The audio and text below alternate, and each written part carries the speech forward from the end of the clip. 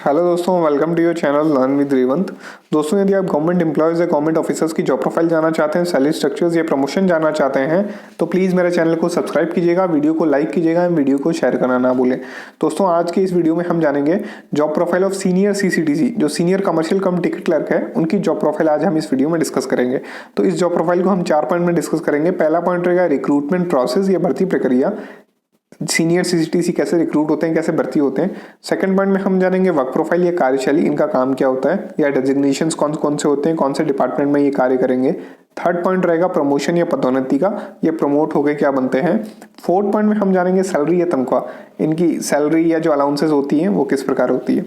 तो जो पहला पॉइंट है रिक्रूटमेंट प्रोसेस या भर्ती प्रक्रिया, उसमें हम जानेंगे senior CCTC commercial cum ticket clerk नाम का नया पद रेलवे द्वारा 2018 में बनाया गया था। एज यू नो कि 2017 से मर्जर्स चल रहे हैं डिपार्टमेंट्स के, तो 2018 में मर्जर करके एक नया डेजिग्नेशन बनाया गया, CCTC commercial cum ticket clerk एवं senior commercial cum ticket clerk. तो ये 2018 में नया डेजिग्नेशन बनाया गया। उससे पहले ये सीनियर सीसीटीसी या सीसीटीसी नाम का कोई डेजिग्नेशन रेलवे में एग्जिस्ट ही नहीं करता था। सीनियर सीसीटीसी की पहली वैकेंसी मार्च 2019 में आई थी, जब एनटीपीसी का नोटिफिकेशन आया था। उसी के अंदर सीनियर सीसीटीसी की जो वैकेंसीज थी वो उसके अंदर इंक्लूडेड थी। सीनियर सीसीटीसी बनने के लिए ग्रेजुएटेड उम्मीदवार आवेदन कर सकते हैं। जो एलिजिबिलिटी है सीनियर सीसीटीसी बनने के लिए, वो कोई भी ग्रेजुएटेड हो, कोई भी स्ट्रीम में, बीए, बीएससी, बीकॉम, तो आप एलिजिबल हैं सीनियर सीसीटीसी के लिए। और जो एज क्राइटेरिया रहता है वो अराउंड 18 to 33 रहता है जनरल के लिए, और यदि आप रिजर्व कैटेगरीज हैं तो उसमें वैरी कर सकता है। सीसीटीसी भी प्रमोट होकर सीनियर सीसीटीसी बनते हैं। जी दोस्तों, जो एक तो डायरेक्ट रिक्रूटमेंट होता है senior commercial cum ticket clerk का, कि जो ग्रेजुएटेड होते हैं वो अप्लाई कर सकते हैं, और कमर्शियल कम टिकट क्लर्क होते हैं वह भी प्रमोट होकर senior commercial cum ticket clerk बन सकते हैं। सेकंड पॉइंट में हम जानेंगे वर्क प्रोफाइल या कार्यशैली। भारत में लगभग कई विभागों में मर्जर विलय का कार्य बड़ी तेजी से हो रहा है। एज यू नो कि डिपार्टमेंट्स के मर्जर हो रहे हैं, बैंकिंग के मर्जर हो रहे हैं, तो उसी प्रकार ये जो मर्जर का प्रोसेस है काफ़ी लंबा है। रेलवे में भी सीनियर सीसीटीसी का पद डेजिग्नेशन 3 विभागों के पदों के विलय से बना है। यानी जो senior commercial cum ticket clerk है, ये 3 जो डिपार्टमेंट थे उनके मर्जर से या उनसे मिलकर बना हुआ है। ये कौन कौन से हैं?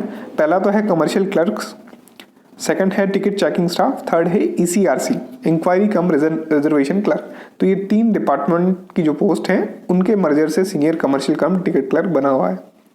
रेलवे में 2019 से पहले commercial clerk, ticket checking staff and ECRC inquiry cum reservation clerk की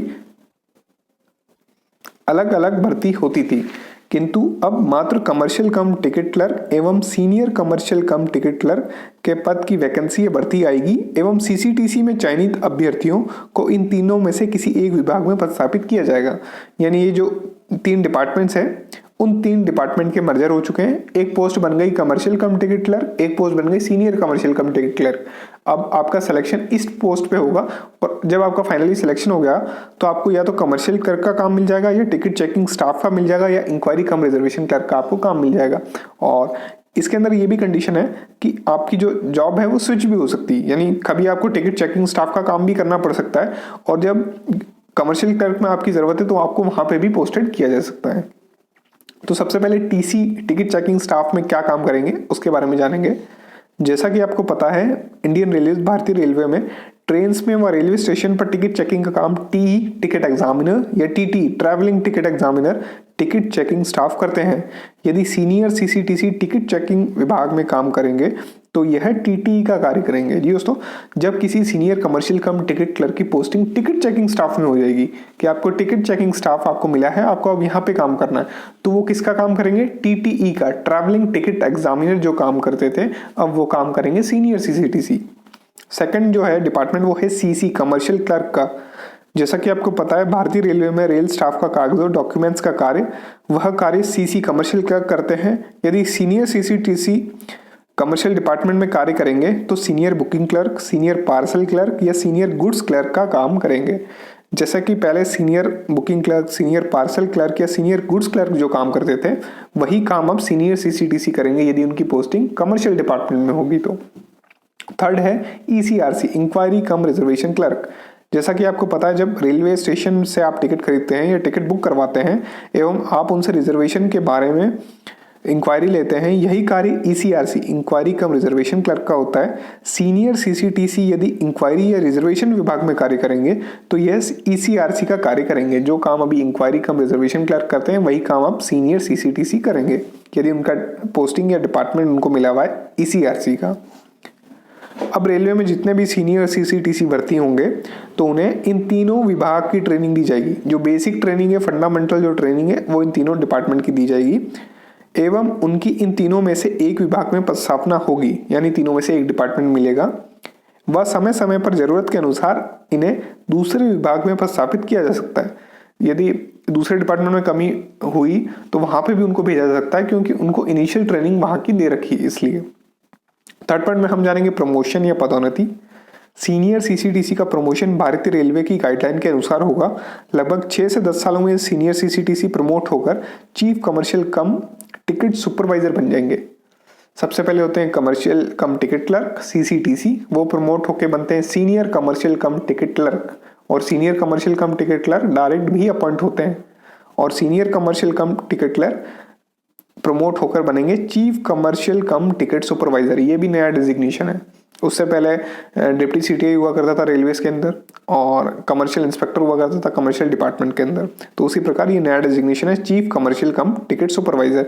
और जो प्रमोशन की लेंथ है, टर्म है, वो 6 साल से कम भी हो सकती है। अराउंड 5-7 साल में आपको प्रमोशन मिल जाएगा। सीनियर सीसीटीसी प्रमोट होकर chief commercial cum ticket supervisor बन जाएंगे। फोर्थ पॉइंट में हम जानेंगे सैलरी या तनख्वाह। सभी senior CCTC commercial cum ticket clerk, सभी senior commercial cum ticket clerk का बेसिक पे, मूल वेतन पूरे देश में एक समान होता है। एज यू नो कि जो सेंट्रल गवर्नमेंट के एम्प्लॉयज हैं उनके जो बेसिक पे होते हैं वो सेम होते हैं, ऑल इंडिया में कहीं भी पोस्टेड हो। तो मैट्रिक्स पे जो रहेगा वो रहेगा L5 7 CPC का।